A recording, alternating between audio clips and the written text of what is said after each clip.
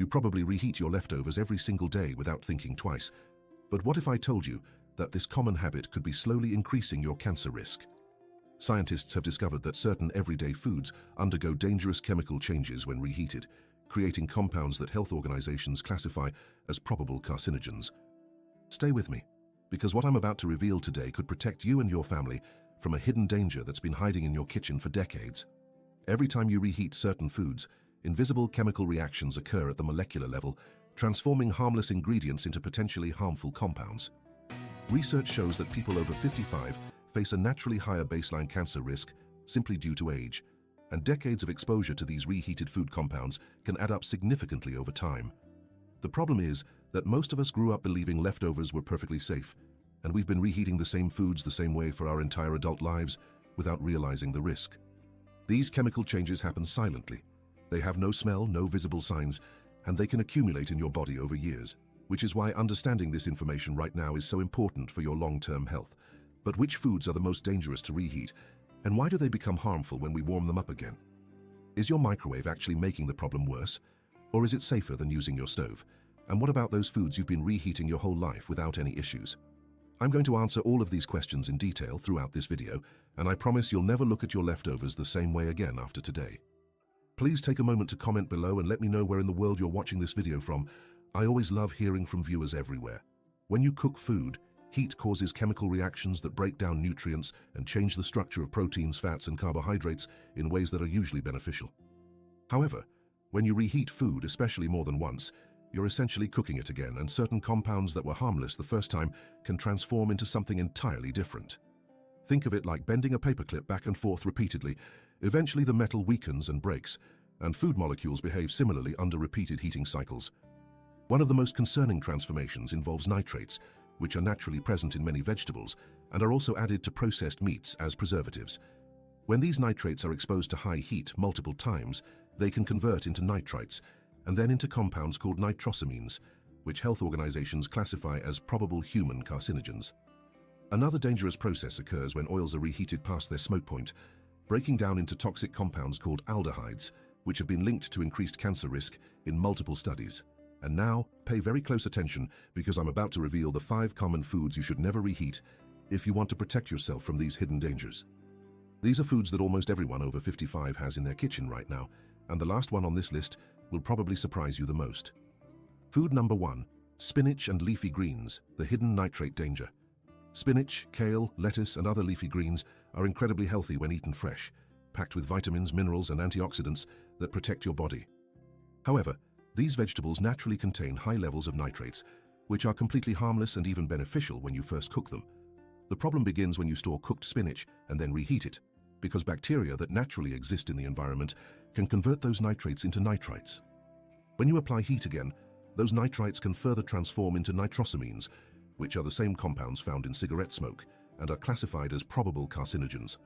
A study published by the European Food Safety Authority found that reheated spinach can contain nitrosamine levels up to 10 times higher than freshly cooked spinach.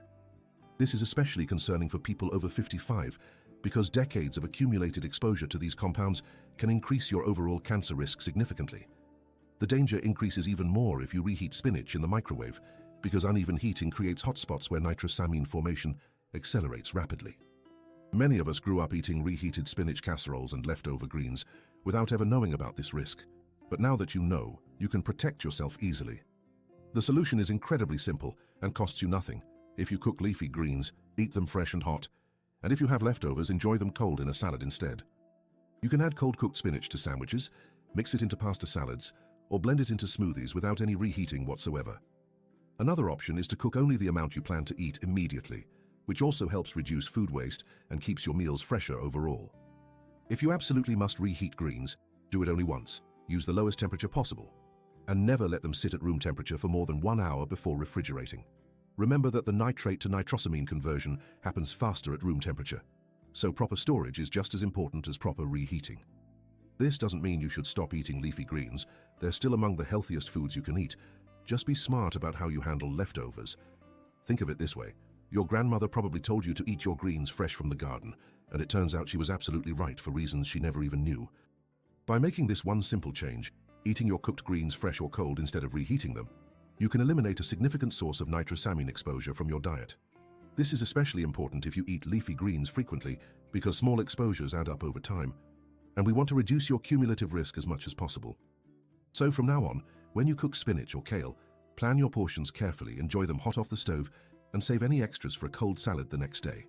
This small adjustment can make a meaningful difference in your long-term health, and it requires absolutely no special equipment, no extra money, and no complicated changes to your routine. Food number 2. Rice, the bacterial breeding ground hiding in your refrigerator.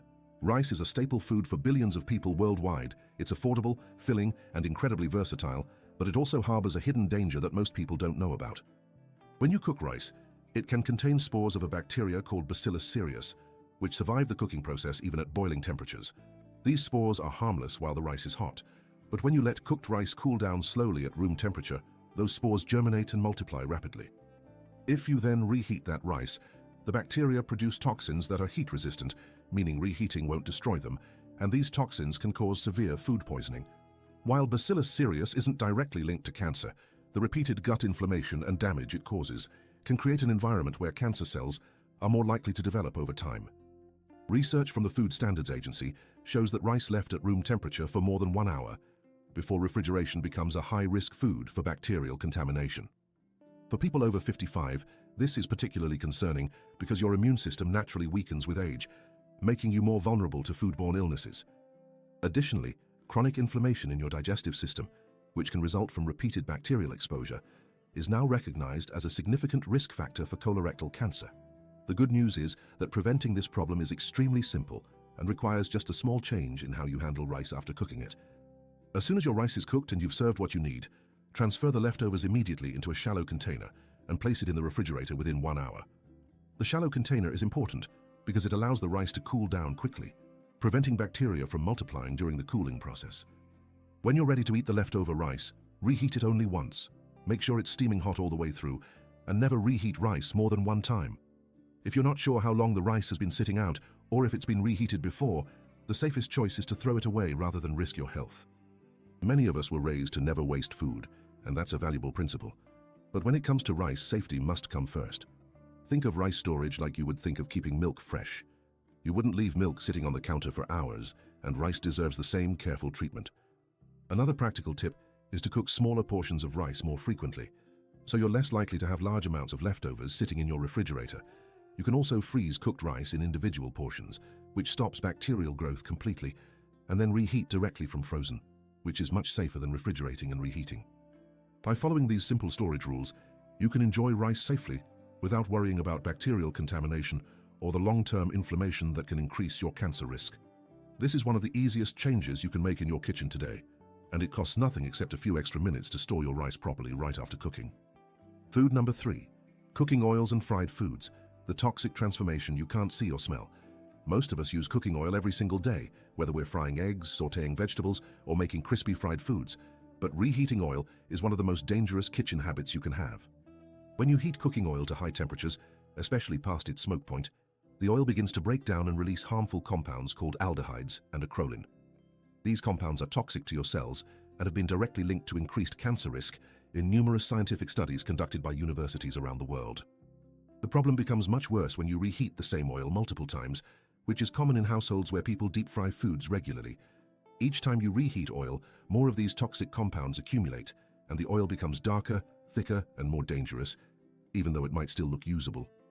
Research published by the International Journal of Cancer found that consuming foods fried in repeatedly heated oil significantly increases the risk of several types of cancer, including breast, lung, and colon cancer. For people over 55, this is especially concerning because you've likely been cooking with oil for decades, and the cumulative exposure to these compounds adds up over your lifetime. Additionally, many of us learned to cook from our parents and grandparents, who often reused cooking oil to save money, not knowing about the health risks involved.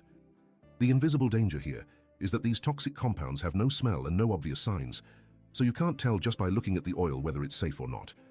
Even if the oil looks clear and doesn't smell bad, if it's been heated multiple times, it's already producing harmful aldehydes that can damage your cells. The safest approach is to use fresh oil every single time you cook, and never reheat oil that's already been used for frying. I know this might seem wasteful, especially if you were raised to save and reuse everything, but your health is worth more than the small cost of fresh cooking oil.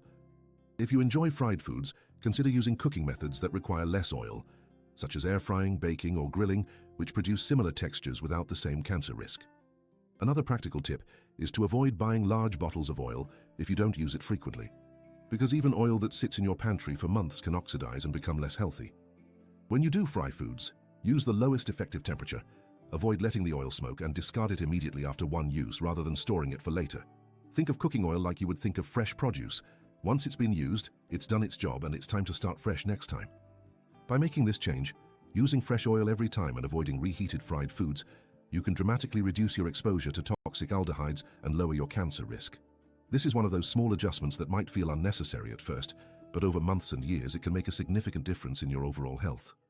So, from today forward, commit to using fresh oil for every meal, and if someone offers you fried food that's been reheated, politely decline and choose a healthier option instead. Food number 4. Processed meats like sausages and bacon, the nitrosamine multiplier effect. Processed meats such as sausages, bacon, hot dogs, and deli meats are already classified by the World Health Organization as Group 1 carcinogens, meaning there's strong evidence they increase cancer risk. The reason for this classification is that these meats contain added nitrates and nitrites, which are used as preservatives to prevent bacterial growth and give the meat its characteristic pink color. When you cook processed meats for the first time, some of these nitrites convert into nitrosamines, which are potent carcinogens linked to colorectal, stomach, and pancreatic cancers.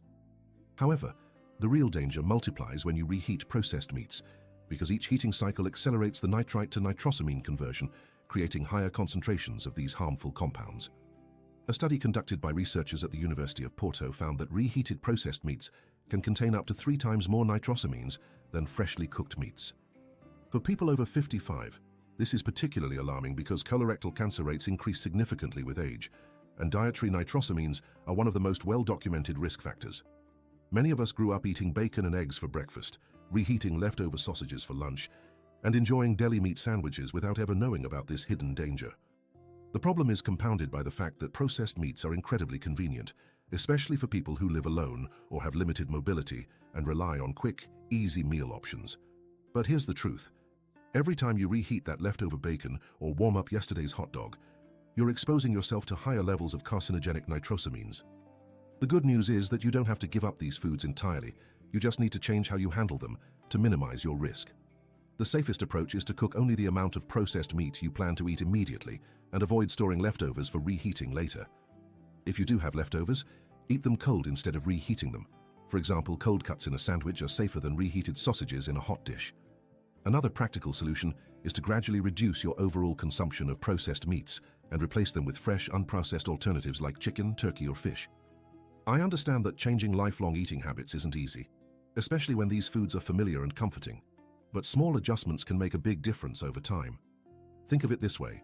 If you currently eat processed meat 5 times a week, reducing it to 3 times a week and never reheating it cuts your nitrosamine exposure by more than half. You can also look for processed meats labeled as nitrate-free or uncured, which use natural preservatives instead of synthetic nitrites, although these should still not be reheated repeatedly.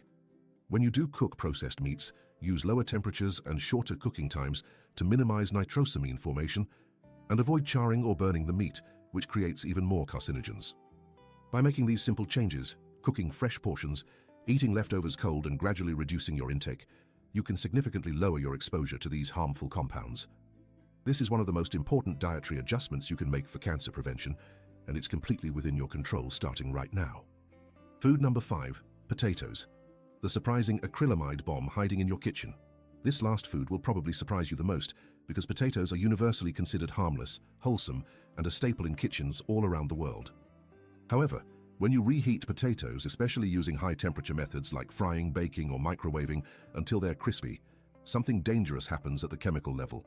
Potatoes contain high levels of an amino acid called asparagine and natural sugars, and when these are exposed to high heat above 120 degrees Celsius, they combine to form a compound called acrylamide.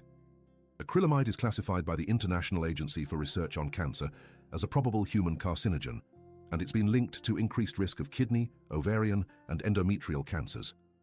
The formation of acrylamide happens during the first cooking, but it intensifies dramatically when you reheat potatoes at high temperatures, especially if you're trying to make them crispy again.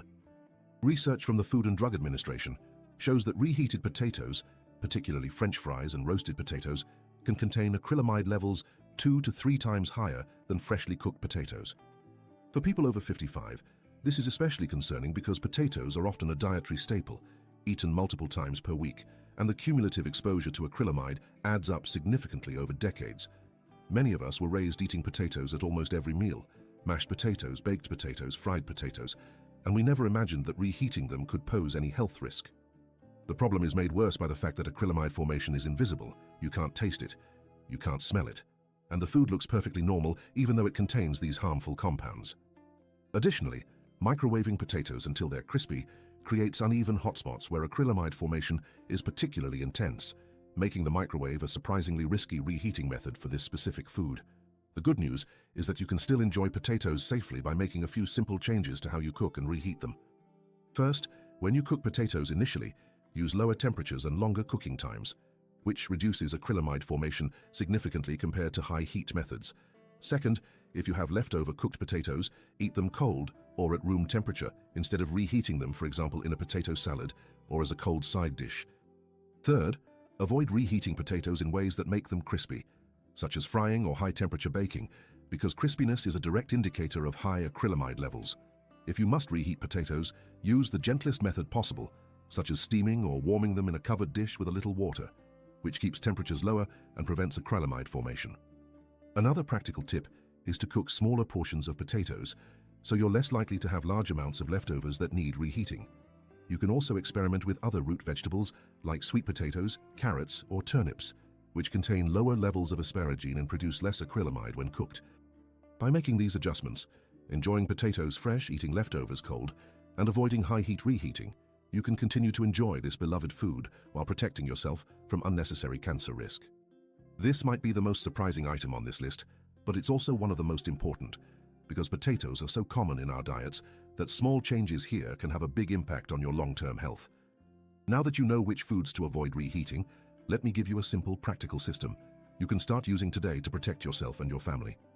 First, make it a habit to cook smaller portions so you have fewer leftovers to worry about. This reduces waste and keeps your meals fresher overall. Second, when you do have leftovers, label them with the date and eat them within 24 hours, or freeze them immediately if you won't eat them that quickly. Third, reheat food only once, never reheat the same food twice, and always use the lowest temperature that gets the food hot enough to enjoy safely. Before we finish, I need to mention that if you have certain health conditions, such as kidney disease, diabetes, or a weakened immune system, you should be especially careful with leftovers and reheated foods. If you take medications regularly or have any chronic health conditions, please consult with your doctor before making significant changes to your diet or food handling habits. Thank you so much for taking the time to watch this video today. Your health is worth every minute you invested in learning this important information. If you found this helpful, please give this video a like, leave a comment sharing your thoughts or experiences with reheating food, and share this with your friends and family who could benefit from knowing these facts. You'll notice we have 2 videos on the screen now. I'm confident you'll enjoy continuing to watch more content like this.